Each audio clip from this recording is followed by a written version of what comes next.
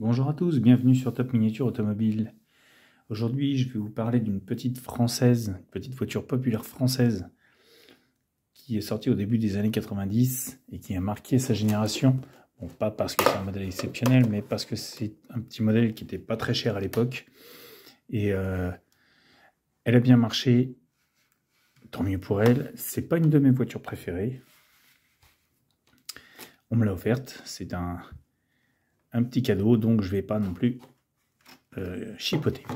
Voilà, donc là on est sur une édition 1.24.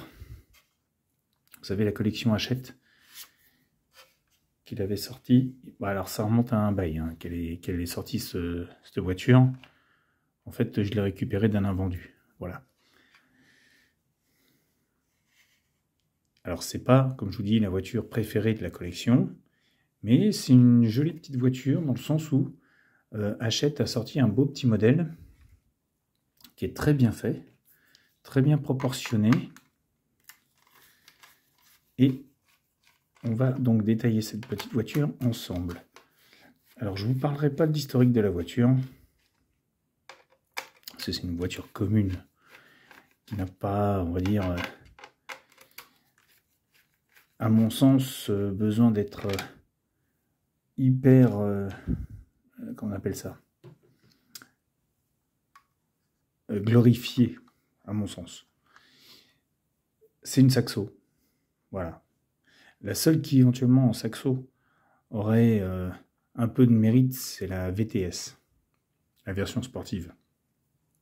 Mais en tout cas, là on est sur une Citroën Saxo de base, classique, limite, pas limite même d'ailleurs, bas de gamme, mais en tout cas, ce qui est sympathique sur ce petit modèle, c'est qu'Hachette l'a très très bien réalisé. Elle est bien proportionnée, les jantes, les couleurs, les proportions, tout est fidèle à la vraie voiture. Pour ceux qui l'ont connue, qui en ont une, qui l'ont bien sollicité, ça leur rappellera des souvenirs. Donc comme je vous disais, physiquement cette voiture est très bien réalisée par rapport à la vraie. On a des proportions qui sont bonnes. On a beaucoup de petits détails dans ce modèle, notamment, je ne sais pas si on le voit bien, les ouvertures des vitres latérales, les pop-up,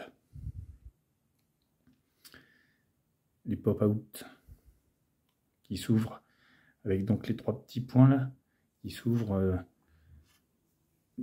pas entièrement, mais comment on appelle ça, enfin, je sais pas, vous voyez, ça s'ouvre un peu à l'espagnolette.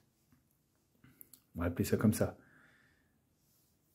La poignée de porte est présente, avec la petite serrure, la baguette, avec le détail du clignotant,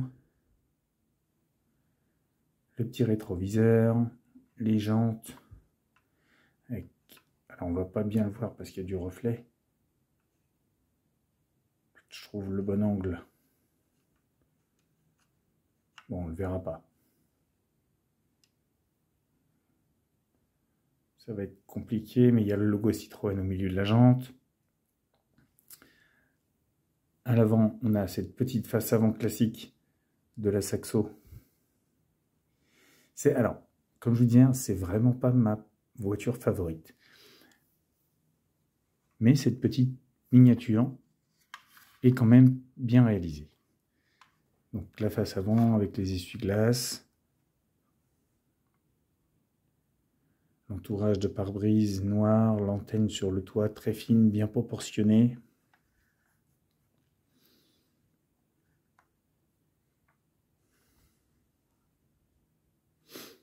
Les l'arrière avec le pare-choc.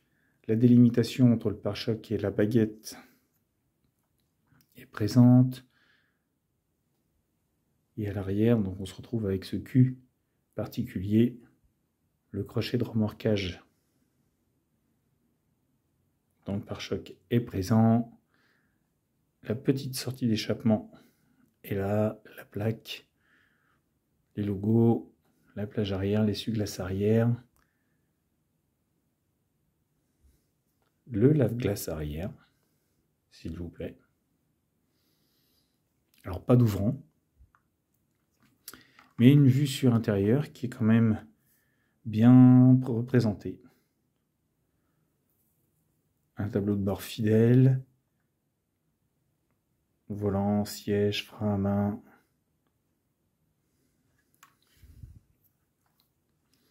Levier de vitesse.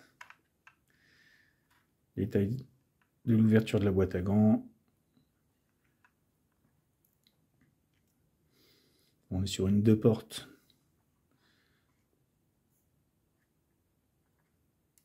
La trappe à essence est également présente. Oh, mine de rien, même si on n'apprécie pas cette voiture, elle rend très bien. Là, les éditions Hachette, comme certaines que je vous avais présentées il y a quelques temps, ont très bien réussi leur coup, même sur ce modèle-là. La roue de secours en tôle, avec les trous. Alors, on est sur une fausse roue de secours, hein, on n'a pas une roue de secours complète. Mais en tout cas, elle est présente. Le silencieux d'échappement, la ligne. Pas beaucoup de détails, comme vous pouvez le constater.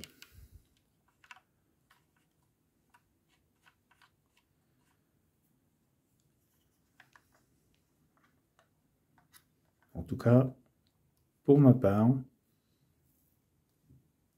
je ne l'aurais personnellement pas acheté. Mais comme je vous dis, elle m'a été offerte, donc je vous la présente.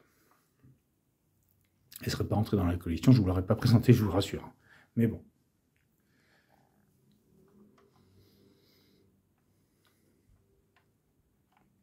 Elle est jolie. Pour une Saxo, hein, bien sûr. Et ce n'est pas sarcastique, c'est réaliste.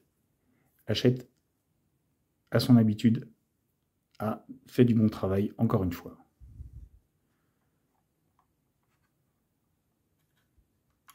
À l'époque, elle était concurrente, en vrai je parle, avec la Peugeot 106. Et beaucoup ont cru que la Peugeot 106 avait la même coque que la Citroën Saxo, mais ce n'est pas vrai. Ce n'étaient pas les mêmes. Ça s'en rapproche beaucoup, mais ce n'est pas. Voilà.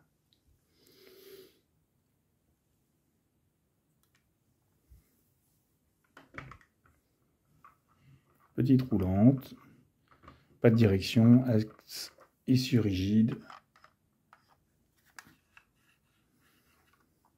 Donc à l'arrière, on a un essieu séparé. Mais voilà. On va pas faire une grosse vidéo sur cette petite voiture. On aime ou on n'aime pas. Après, voilà. Moi, je vous la présente. Ça m'a fait quand même plaisir de vous la présenter. Maintenant, si vous avez des commentaires à faire, n'hésitez pas. Ils sont les bienvenus. Et sur ce, je vous laisse et je vous dis à bientôt pour une nouvelle vidéo. Et puis, bien sûr, si vous n'êtes pas abonné à la chaîne, vous êtes les bienvenus aussi. Je vous attends. Cette chaîne est faite pour vous.